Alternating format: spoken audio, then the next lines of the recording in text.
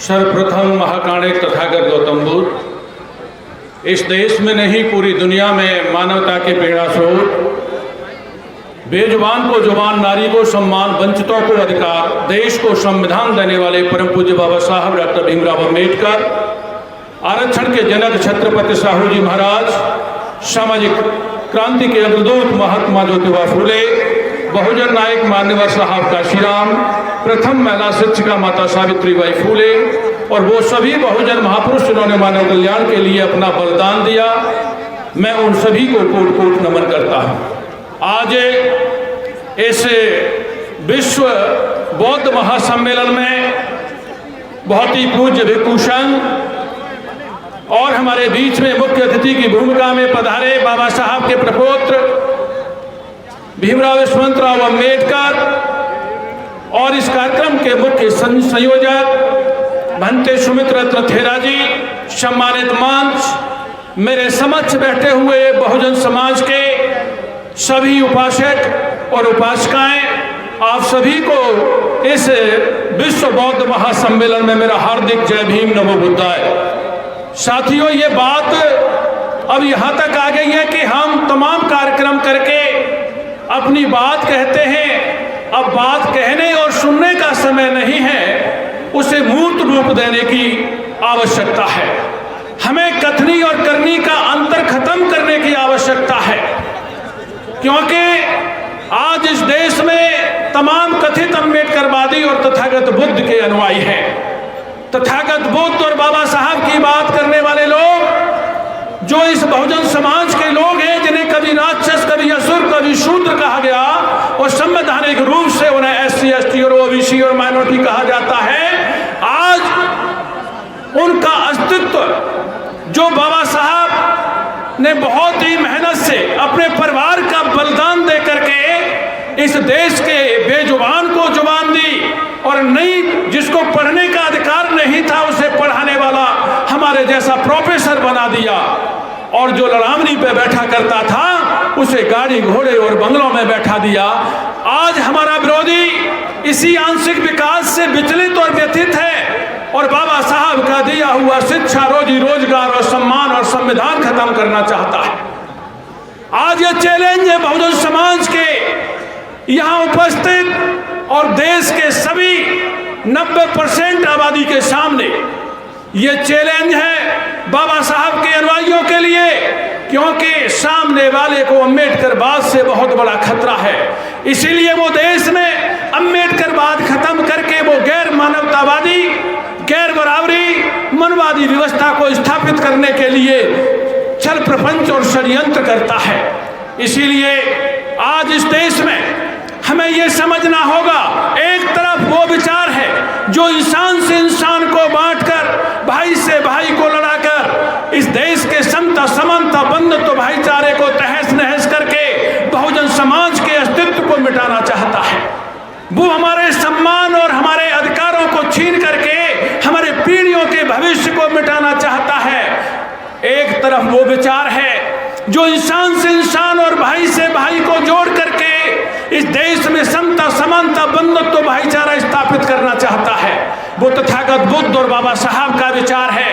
तथागत बुद्ध की वो विचारधारा जो अंगुलीमाल जैसे डाकू को और अपने विरोधियों को भी मित्र बना लेती हो और संत या भिक्षु बना देती हो, वो ऐसी मानवतावादी विचारधारा को हमें आत्मसात करने की जरूरत है। इसलिए आज इस पवित्र स्थल से ये संकल्प लेके जाना होगा कि जो तथागत बुद्ध ने कहा, जो तथागत बुद्ध ने जो विचार दिया, जो नियम बनाए, चाहे वो पंचशील और अष्टांगिक मार्ग हो, महामानव बाबा साहब अम्बेडकर ने उनको कानून बनाने का काम किया है।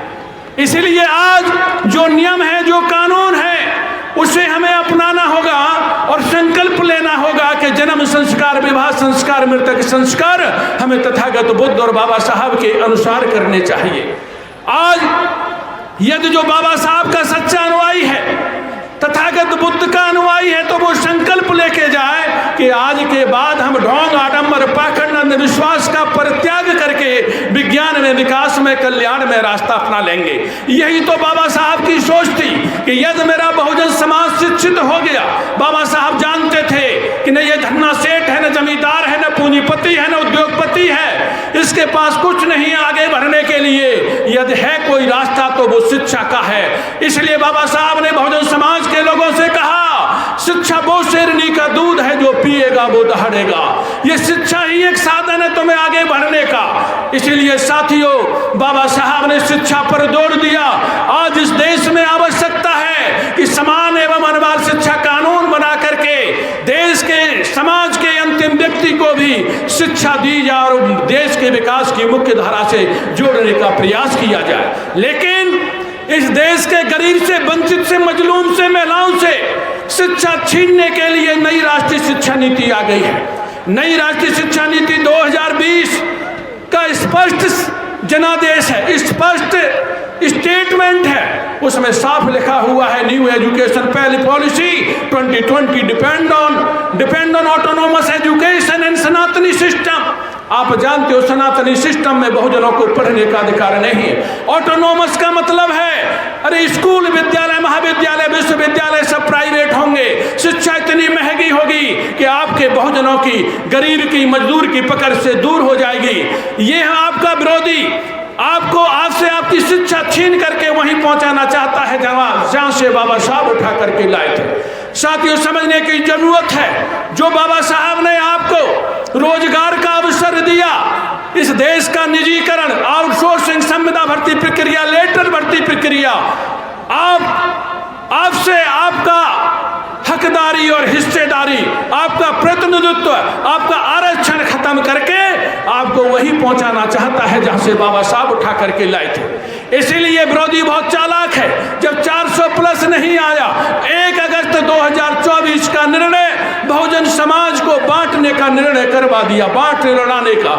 ये भोले वाले बहुजन समाज के लोग नहीं समझ पाते हैं।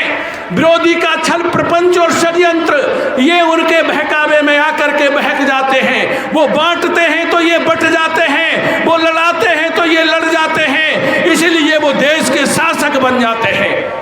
उन्होंने हमारा अस्तित्व मिटाने के लिए 6,743 जातियों में बांटा। हमने बिना सोचे बट गए। उन्होंने किसी को छोटा, किसी को बड़ा, किसी को ऊंच, किसी को नीच बनाया। गलती उसकी नहीं है भाई। विरोधी तो छल प्रपंच षड्यंत्र से आपको कमजोर करने का काम करेगा। गलती बहुजन समाज के लोगों की है। जिसको उन्होंने छोटा बनाया वो छोटा बन गया, जिसको बड़ा बनाया बड़ा बन गया, जिसको नीच बनाया वो नीच बन गया, जिसको ऊंच बनाया वो ऊंच बन गया। डॉक्टर MP सिंह कहता है, ऊंच बनना है तो उससे ऊंचा बनो जिसने तुम्हें नीच बना करके जन्म से ही तुम्हारे अस्तित्व को मिटा दिया है। नीच बनना है, ऊंच बनना है तो उससे ऊंचा बन के दिखाओ। यह तथागत बुद्ध की विचारधारा तो समता, समानता, बंधुत्व, भाईचारे पर आधारित है, जिसको बाबा साहब और बहुजन महापुरुषों ने आगे बढ़ाने का काम किया है। और ये मैं गारंटी देता हूं, जिस घर में बुद्ध वंदना, पंचशील और त्रिशरण होगा, वहां अमन, चैन, सुख, शांति होगी। जहां अमन, चैन, सुख, शांति होती है, चाहे वो परिवार हो, समाज हो या देश हो, वो उसमें समृद्धि और विकास होगा। यदि हमें देश को विश्व गुरु बनाना है, इसीलिए हम ऐलान से कह सकते हैं, बाबा साहब के मानने वाले लोग, बुद्ध के अनुयायी, कि हम सच्चे राष्ट्रवादी हैं। क्योंकि जो बाबा साहब को मानता है वो संविधान को मानता है। जो संविधान को मानने वाला है वो देश का सबसे बड़ा राष्ट्रभक्त है।